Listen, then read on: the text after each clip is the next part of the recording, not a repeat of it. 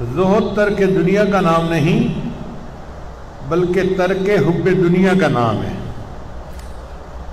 ہمارے بعض اکابر ایسے گزرے، اللہ نے ان کو بہت مال دیا، جیسے حضرت خواجہ عبید اللہ احرار رحمۃ اللہ علیہ سمرقند کے تھے، اور پورا شہر اور اس کی مارکیٹیں ان کی ملکیت تھیں، بہت امیر تھے، اور وہ اپنا مال اللہ کے راستے میں خوب خرچ کرتے تھے۔ ان کا ایک مشہور واقعہ ہے کہ مولانا جامی رحمۃ اللہ علیہ ایک بڑے عالم تھے،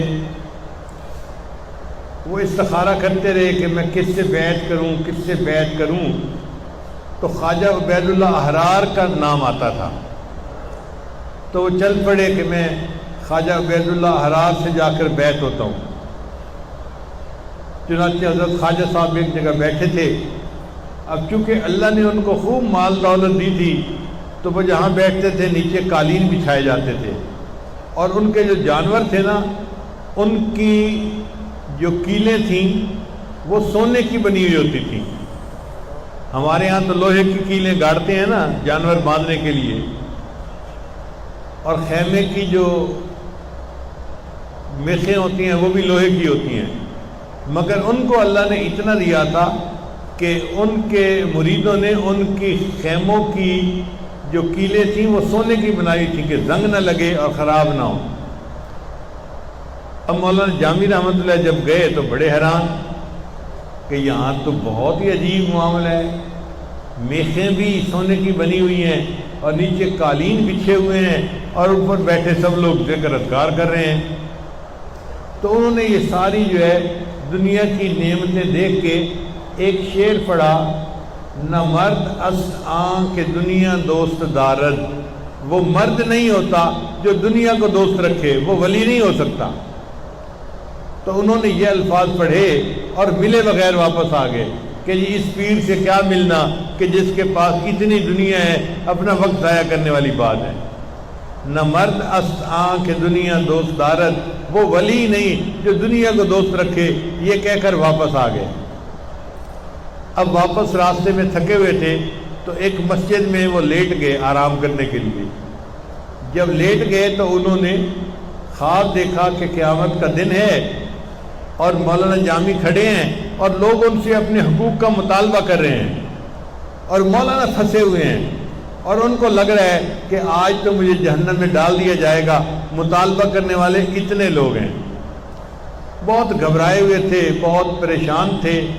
اس پچھتاوے اور پریشانی کے عالم میں ایک آدمی گھوڑے پر سوار جا رہا تھا، تو مولانا جامی رحمۃ اللہ نے دیکھا تو وہ حضرت خواجہ عبید اللہ احرار تھے۔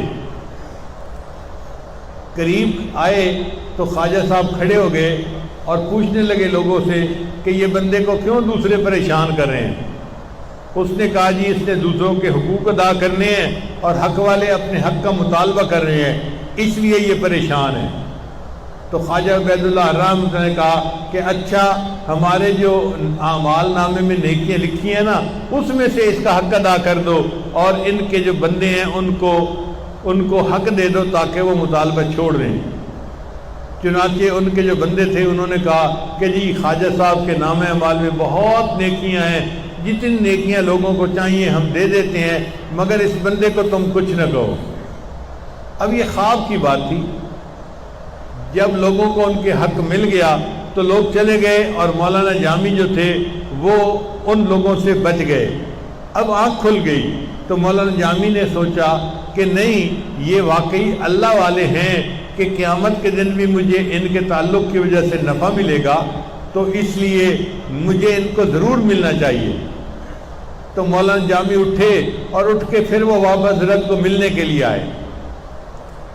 جب ملنے کے لیے آئے تو اب حضرت کے پاس آئے تو حضرت کو سلام کیا، حضرت نے جواب دیا، اور حضرت نے جواب میں فرمایا مولانا جب پچھلی دفعہ آئے تھے تو کیا شعر پڑھ کر گئے تھے؟ اللہ نے کشف کے ذریعے سے ان کو بتلا دیا۔ مولانا جب پہلے آئے تھے تو کیا شعر پڑھ کے گئے تھے؟ نہیں حضرت، نہیں حضرت، نہیں حضرت۔ فرمایا نہیں پڑھو تم۔